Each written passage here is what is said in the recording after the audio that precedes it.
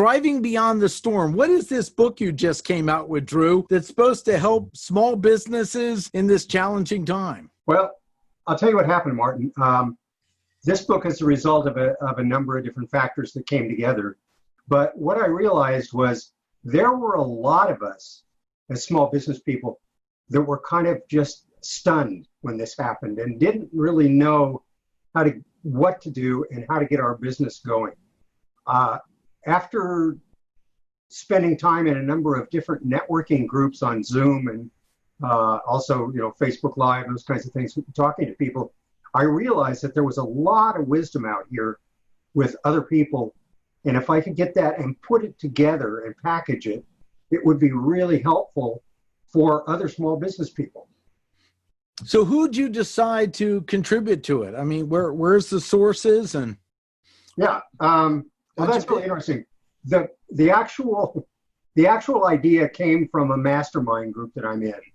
That's actually run by Bill Davis. Mm-hmm. And as I was listening there, I started by asking other people who were in the mastermind if they wanted to contribute. And then I have a writing group that I'm a member of. It's a small writing group. We meet every week and just write together. And a couple of people there were interested in putting things in. Then there were a couple of other networking groups that I am in, and I talked to those people. I also reached out to people that I know that are successful business people. I made phone calls and said, "Here's what I'm doing. Would you be interested?" So that was the beginnings of it, and how it got started, and how I pulled those contributors. I actually invited 26 people and got 19 responses. Wow. Yeah, I was really surprised. How did you put it together? I had all these people just send me their chapters, pulled those chapters and read through all of them, did a little bit of editing on some of them, and others, because of the time element, didn't do a complete editing job, but edited a number of them. And then I put them all on cards based on the topics that they were talking about. And I thought, I could do these in alphabetical order, but I really want to put kind of a sequence together of what would be helpful to small business people. So I came up with 5 themes. The first one had to do with mindset. So the book starts out with a number of chapters about mindset. I followed that with some very practical advice, how to do business during the COVID-19 and beyond. The third area that I got contributions for had to do with self-care, because one of the things that I kept hearing people say as they were in these groups was, but how do I take care of myself? I mean, I understand my business as well, but if I'm not doing well, my business won't do well. So that was another major area. And then I had a number of articles that dealt with small business tactics. What are some actual actionable kinds of directions that people could take from a purely business point of view on this? And finally, there were just some articles that were general articles that kind of pulled themselves together. That's fascinating. So you really look for the organic flow of the book, and that's what you built it on, with the feedback of where you heard small businesses were stuck and the pain points along the way. Is that correct? That's exactly what happened. And it was interesting because one of the things is this was a labor of love. This took about the third of the time it usually takes me to publish a book. Mm-hmm. So everything just came together very, very well. And as you say, it was the themes kind of organically emerged as I read all the articles. Mm-hmm. Fascinating. And you're working on a second one now too, is that right? I am. I'm just, in July, I will be sending out, well, it is July. Mm-hmm. Within the next few days, I'll be sending out requests to a number of other people who either couldn't get an article into the first one or indicated that they wanted to also contribute. So I'll be sending requests out for that. And I also have a general query out for other people that think that they have something to say. Now, one of the important things about this book is the subtitle, because Thriving Beyond the Storm is a nice title, but it's practical advice for small business owners by small business owners. So I'm looking for small business owners who, and I looked in the first one for small business owners who could talk about things from their own experience, rather than here's theoretically what you ought to do. Here's a plan that somebody else laid out. No, these are all based on what happened to me and how I responded to it in COVID. That's excellent. Can you give an example of some things you didn't expect, or a story out of it that really grabbed you, or something that you've heard already is responding, people are finding very useful out of it? Yeah, it's those kinds of things started to happen almost before I had it published as a PDF and as an ebook. Now, this is a copy. I don't know if you probably can't see it. There we go. Yeah, we kind of there we go. Right. You got to get it up there. One of the amazing things that happened was the group that I was in originally, somebody volunteered to do that cover that you just saw. Cool. I didn't even ask. Right. But somebody volunteered, and she got her friend who does design for her to go ahead and create the cover, and the three of us kind of collaborated on that. As the project got going, I found that people were much more interested than I thought they would be. Now, there's another piece that I haven't mentioned about the book, and that is that I didn't do it for profit. I did it so that we could take all the profits from it and pour them into the food bank of Central and Eastern North Carolina. Because as I looked around, I thought, one of the things that motivated me was, what can I do? I think we all look to that. What can we do to help each other? And I realized, one, I could put out the information that all these people had and share it. But secondly, what about those people who are not necessarily business people, or who are business people and lose their business? What are they going to need? One of the things they're going to need really badly is food. And so it felt to me like I needed to do a donation to the food bank. And I've been hampered a little bit by this as well. And so I didn't have a big fund that I could send, but by putting this together, I have now pulled together over $550 that I'll be able to donate to the food bank. And your goal is at least reach 1,000. So we hope that video will help with that. Yeah, so I would like to reach 1,000. And that's a lot of copies, because it's selling for $3.99, either as a PDF off my website or via an ebook on Amazon. So that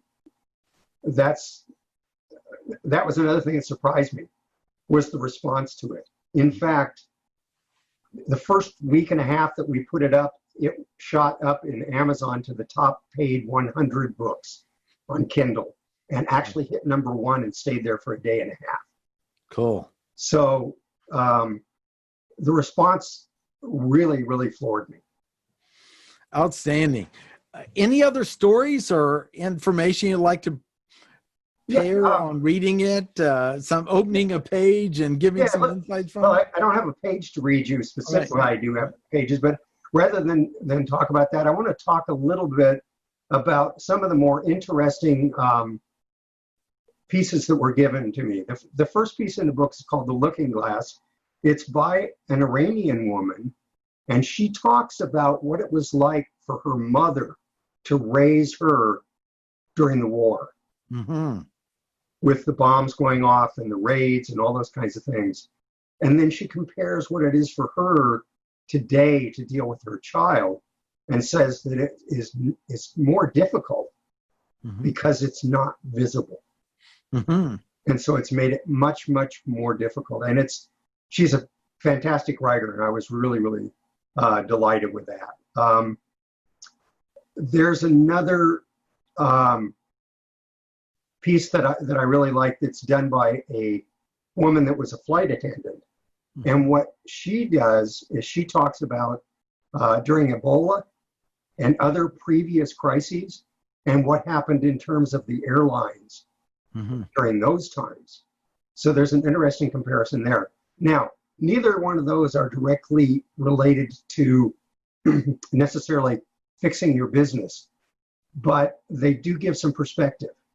Right. In terms of articles that deal with the business, let me take a look here.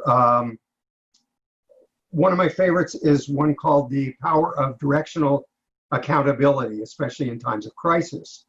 And that has to do with that freeze that we all felt when we didn't know what to do with our business. And this is a strategy that Kristen Leidig came up with in a book that she wrote, and she took a piece of that and just kind of adapted it for the article as well. Another surprising thing, another really delightful thing is one of the people that contributed is a fellow by the name of Frank Timberlake, and he's a photographer. He does something called faux art, and he provided 5 different pictures to put in here so that we have graphics inside of the book as well. So there were just, like I say, I could go on probably for an hour about all the different kinds of things that were unexpected that came out of the book. And then you got help even promoting it too. Yep. Well, one of the reasons I think we've been so successful is out of the 19 people who contributed, I'd say 10 to 12 of them are doing promotion. And then there are some people like you outside who are also helping to promote the book. So I'm delighted with that. I mean, I couldn't be happier. How can they get the book? The book, you can get the book by going to realizationpress.com. It's right on the front page, and there are 2 offers there. I'm sorry, 2 alternatives. One is to purchase the PDF and have that sent to you, which happens usually in 24 hours. And that way you don't need a special reader or anything like that. Most computers have something that can read a PDF. Or there's a link to go and get the actual ebook, so you can download the ebook and read it off your e-reader. So there's also, somebody else said to me, look, $3.99 is not enough. I want to contribute more. Right. Thought, okay. So I tried to figure out how to do that with PayPal, and I could not find a way to have an open donation on PayPal. So what I did is I put 2 other levels in there. One is the retail price. The other one I can't remember what it's called, but the other one is $9.95, and the other one is, and the top one is $15.95, and that's generous VIP is what that one's called. Right. So I did want to give people a chance to make a larger donation. Yeah. And again, I'm delighted that some people have been able to do that for me.